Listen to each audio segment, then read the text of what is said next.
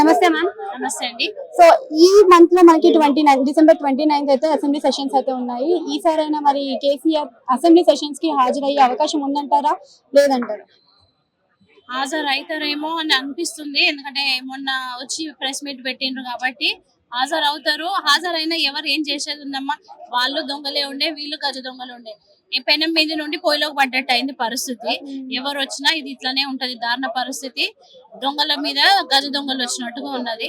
ఇక్కడ ఏమి మెరుగు కాదు. డెఫినెట్ గా వీళ్ళందరూ కూడా రాజకీయ నాయకులు ఇవి ఫ్రీ అవి ఫ్రీ అని చెప్పి ఓటు బ్యాంకు రాజకీయాలు చేసుకొని మన ఎంఐఎంలకు వాళ్ళ మద్దతు తీసుకొని గద్దెకి ఎక్కిండ్రు.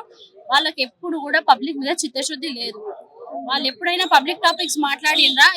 ఎవడు జోబు ఎంత నింపుకోవాలో అదే చూసుకున్నారు కానీ అనవసరంగా పబ్లిక్ ని బలి తీసుకుంటున్నారు. ఉచితాలు అని చెప్పేసి అప్పుడు కేసీఆర్ చేసిండు. ఇప్పుడు వీళ్ళు వచ్చి మహిళలని అడ్డం పెట్టుకుని మహిళల ఓట్ బ్యాంక్ తీసుకొని గద్దెకెగిన రేవంత్ రెడ్డి ఇంతవరకన్నా ఒక్క పథకమన్నా అమలు చేసిరా? 6 గ్యారంటీలు కాలేదు, 420 హామీలు ఏవి కూడా అమలు కాలేదు. సో వీళ్ళు కూడా వేస్ట్. పబ్లిక్ ఎంతో హోప్ తో ఉండే, నాకైతే అందరికి ఫస్టే తెలుసు కానీ పబ్లిక్ ఒక హోప్ తో ఉండే. ఆ హోప్ కూడా అందరు ఇప్పుడు యాంటీ అయిపోయినారు. సో డెఫినెట్ గా కేసీఆర్ వచ్చినా ఎవరు వచ్చినా ఈ ప్రభుత్వము మారదు. వీళ్ళు మారరు. వీళ్ళకు నిజంగా ప్రజల పక్షాన పోరాడే ఇది లేదు, వాళ్ళ మీద చిత్తశుద్ధి లేదు. సో డెఫినెట్ గా రానున్న రోజుల్లో బీజేపీ వైపు మొక్కు చూపిస్తున్నారు. ఒక నమ్మకంతో విశ్వాసంతో మోడీ గారి నాయకత్వంలో అన్ని మంచి జరుగుతున్నాయని ప్రజలందరూ మా వైపు చూస్తున్నారు. డెఫినెట్ గా మేము వాళ్ళకు నిలబడతాం. అంటే ఎన్ని ప్రభుత్వాలు చూసినప్పటికీ కూడా ప్రజలు ఎందుకు మారలేకపోతున్నారు అంటున్నారు? అంటే 10 సంవత్సరాల పరిపాలన అయితే కేసీఆర్ చూసారు, 2 సంవత్సరాల పరిపాలన కాంగ్రెస్ చూసారు. మరి బీజేపీకి ఎందుకు అవకాశం ఇవ్వలేకపోతున్నారు ప్రజల తరఫు నుంచి? నేను ఒకటి చెప్పాలంటే బీజేపీ ఏనాడు కూడా మేము సీటుని ఆశించి చేయలేదు. అట్లా అయితుంటే ఎప్పుడో ఇన్ని సంవత్సరాలు పట్టకపోతుండే బీజేపీ. మేము సెంట్రల్ లో రాని కానీ ఏది కానీ స్టేట్ లో రాని కానీ ఒక్కొక్క దగ్గర మేము గ్రౌండ్ పబ్లిక్ లో రీచ్ అవుతాము. పబ్లిక్ కోసం చేసేది ప్రతి ఒక్కరు చూస్తున్నారు. మేము అవి ఇవి ఫ్రీగా ఎప్పుడైనా చూసినామా? మోడీ గారి పథకాలు ఒక దారి చూపిస్తారు. ఒక టార్చ్ బేరర్ లా మహిళలకు ఇవి బిజినెస్లు చేయండి, మీకు ముద్రా లోన్ తో సపోర్ట్ చేస్తాము, ఈ స్ట్రీట్ వెండర్స్ మీరు చిరు వ్యాపారాలు పెట్టుకోండి, మీరు దారి చూపిస్తాము, మీరు దాన్ని రీపే చేసుకోండి, ఇంకెక్కువ లోన్ ఇస్తామని ప్రతి దగ్గర కూడా వాళ్ళకి ఒక దారి చూపెట్టడమే కానీ ఫ్రీ బీస్ ఇచ్చి వాళ్ళని సోమరిపోతులను చెయ్యము. అండ్ మేము ఏనాడు కూడా పదవి కోసం ఆలోచించలేదు.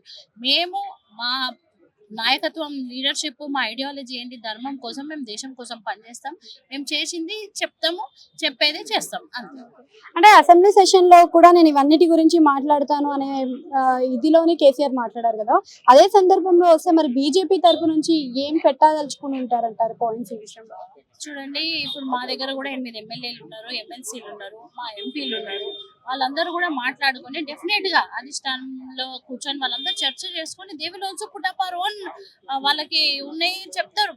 డెఫినెట్ గా మేము పబ్లిక్ కోసం పోరాడతాం.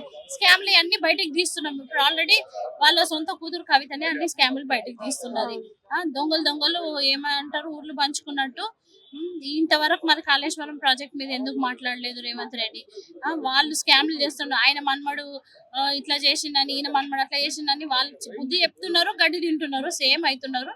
సో ప్రజలకి ఇప్పుడు బీఆర్ఎస్ ఓడిపోయిన పడవ మీద ఇంట్రెస్ట్ లేదు వాళ్ళ మీద. ప్లస్ ఇప్పుడున్న కాంగ్రెస్ కూడా మునిగే నామ కాబట్టి పబ్లిక్ వాళ్ళ వైపు చూడట్లేదు. డెఫినెట్ గా బీజేపీ వైపు, మోడీ గారి నాయకత్వం వైపు చూస్తున్నారు.